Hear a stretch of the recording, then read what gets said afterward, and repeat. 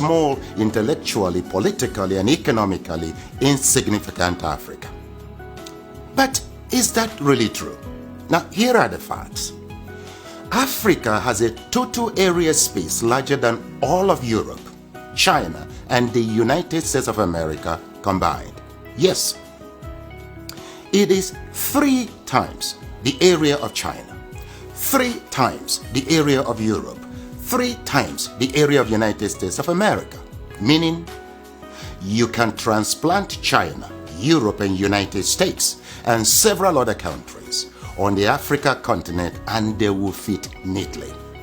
Africa is 30.5 million square kilometers and a youthful population of 1.3 billion inhabitants.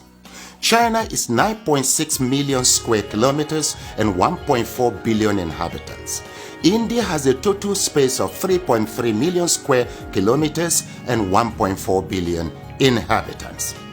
Now, yet, Africa is projected as overpopulated, and pressure mounts on Africans and their leaders to depopulate. Why? Why? Now, please note, Africa is home to 60% of the world's arable land, 90% of raw material reserve, 40% of gold reserve, 33% of diamond reserve, 95% of platinum reserve, and holds the largest bauxite reserves in the world. Of course, in addition to manganese, woods, uranium, crude oil, and others. Yet, the continent is touted as the poverty capital of the world and ripe for depopulation. The question is, why? Well, President Jacques Chirac of France provides an illuminating insight. He said, "We bled Africa for 4.5 centuries. We looted their raw materials, then we told lies that the Africans are good for nothing. In the name of religion, we destroyed their culture. And after being made rich at their expense, we now steal their brains through miseducation and propaganda to prevent them from enacting black retribution against us," unquote. Well, put simply, for over 4 centuries, Africa is not in control of its resources. Look, a 2016 study of Africa by the NGO called War on Want reveals that 101 companies, mostly British, control $305 billion worth of platinum, $276 billion worth of oil, and $216 billion worth of coal at 2016 market prices. Yes, they own mines or mineral licenses in 37 African countries and control vast swaths of Africa's land, 4 times the size of the United Kingdom. Now look, Africa subsidizes the rest of the world by $32 billion annually.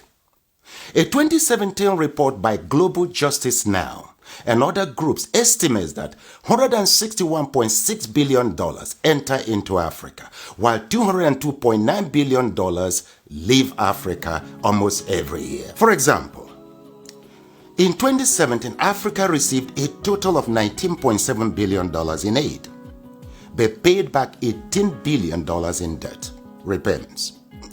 Debt burden is killing Africa. African governments have borrowed between 25 and 75% of their GDP, but with little or nothing to show for it. Africans in the diasporas remit not less than $32 billion annually, but multinational companies siphon $32.4 billion in profits and illicit financial outflows. Look, an estimated $29 billion are stolen via illegal logging, fishing, and poaching annually. How can any continent, country, or people accumulate and sustain wealth, growth, and prosperity with such statistics? That's a great question. Well, look, hopefully, now you know your Africa better. Edmund Mbiaka once wrote, "Peace of mind always comes with knowing who you truly are. where you currently stand, where you positively need to be, and strongly believing in its possibility. Africa needs to control its resources, no doubt. For productive, patriotic, and effective leadership, we need our best and ablest citizens with fortified character in local, state, and federal governments. This must be given utmost consideration in upcoming elections across Africa. Let me say it once more. Our problem is not the age of our leaders, but unfortified character. It is your responsibility to protect and defend your Africa. The starting point is to educate and transform the mindset of our leaders and peoples. Look, the least you can do is to assist with ensuring that this message reaches every African. Slavery destroyed us. Religion divided us. Ignorance controls us. And truth scares us. With these retrogressive forces, Africa will remain a dark continent. So we must renew our minds. Please share this video in support of my efforts at reconstructing Africa through mindset transformation. You see, together, we will reconstruct Africa and take charge of our destiny. For who controls Africa controls the world. I thank you.